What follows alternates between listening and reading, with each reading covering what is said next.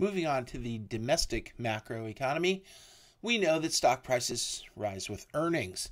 So as the economy gets better, stock prices will go up, especially the expectation of earnings in the future will drive stock prices as we are discounting future cash flow.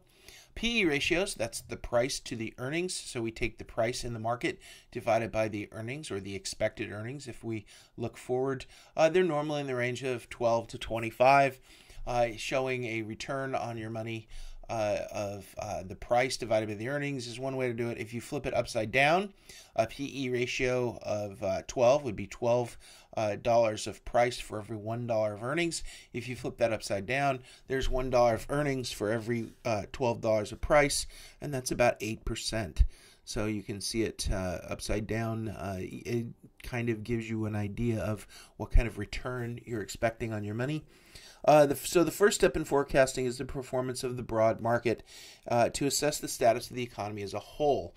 And so we do that in several ways.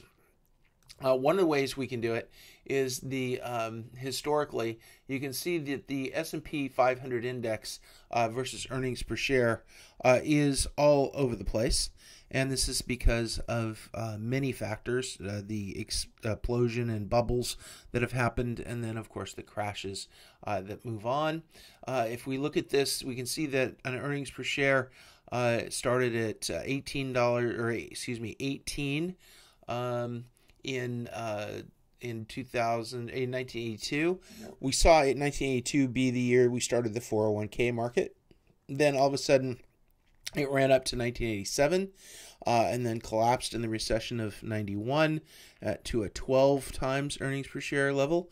And then it rose dramatically for the dot-com bubble, collapsed again for the Iraq war and the other dot-com bubble bust, which coincided with the Iraq war, and then rose precipitously again for the real estate boom, and then, of course, the real estate bust, and then now has risen back up again to very high levels, and this only goes to 2011. It would be even higher today. The domestic economy. So when we start thinking about how are we going to look at forecasting the performance of the domestic economy, clearly we start with GDP. Gross domestic product is the goods and services produced within the United States. And so we start thinking about how big the economy is and how it's growing. The GDP is 2, 3, 4, 5%. If it starts to get more than that, we start to worry about inflation, which is another factor here. We talked about that quite a bit in bonds and the impact of inflation.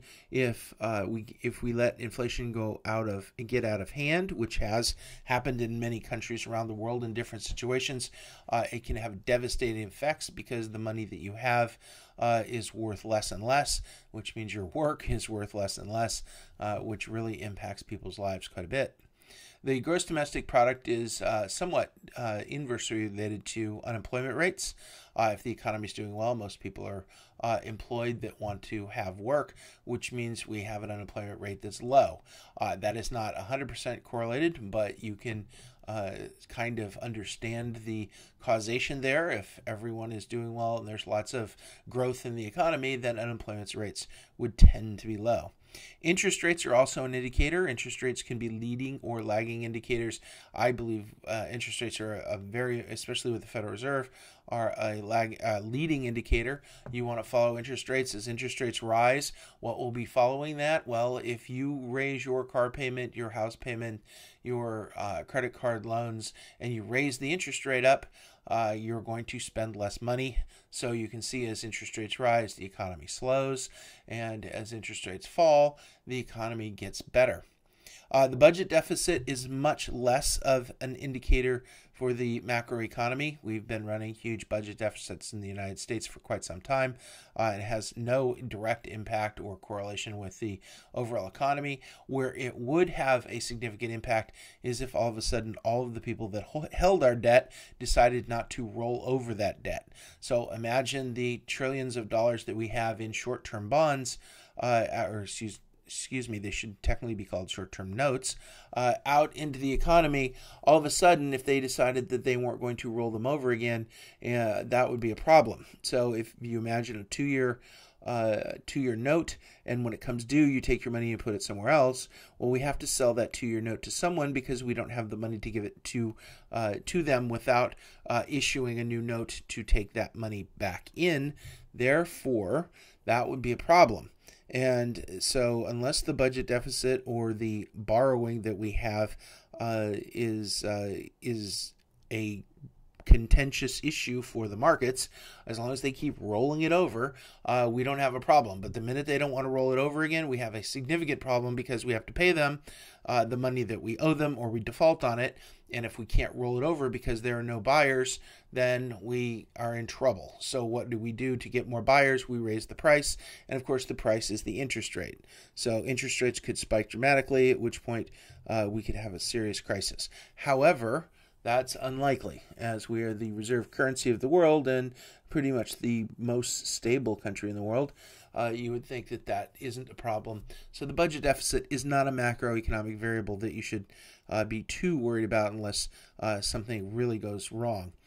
Consumer sentiment, on the other hand, is a very important macroeconomic variable. If you feel that the economy is doing well and everything's fine, you are more likely to spend money.